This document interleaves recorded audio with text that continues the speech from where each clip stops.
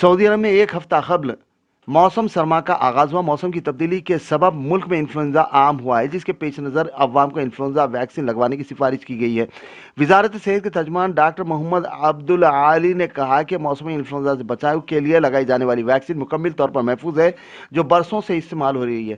سبق نیوز کے مطابق وزارت صحت کے ترجمان نے موسمی انفلوئنزا کے حوالے سے منعقدہ پریس کانفرنس سے خطاب کرتے ہوئے کہا کہ موسم سرما میں عام طور پر انفلوئنزا کا وائرس پھیل جاتا ہے، جس کے لیے قبل از وقت تدارک کے لیے ویکسین لگانا ضروری ہے۔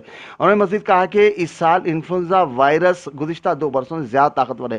4 زمروں کے افراد، جن میں حاملہ خواتین، 5 برس سے کم عمر بچے، متعدی امراض کا شکار اور معمر افراد اس وائرس کا جلدی شکار ہو جاتے ہیں۔ ڈاکٹر عبدالعالی نے مزید کہا کہ انفلوئنزا سے بچاؤ کی ویکسین 80% تک مرض کی شدت سے محفوظ رکھتی ہے۔ وزارت صحت کی جانب سے صحتی ایپ پر ویکسین لگانے کے لیے پیشگی بکنگ کی سہولت فراہم کی جا چکی ہے، جس سے ہر شخص مستفیض ہو سکتا ہے۔ ترجمان صحت کا مزید کہنا تھا کہ طبی مراکز کے جائزے میں یہ بات سامنے آئی ہے کہ اسپتالوں کے ایمرجنسی شعبے میں آنے والے بیشتر کیسز انفلوئنزا کے ہیں۔ یہاں اس بات کا تذکرہ بے جا نہ ہوگا کہ تلنگانہ سمیت ہندوستان میں بھی ان دنوں سردی کی لہر جاری ہے۔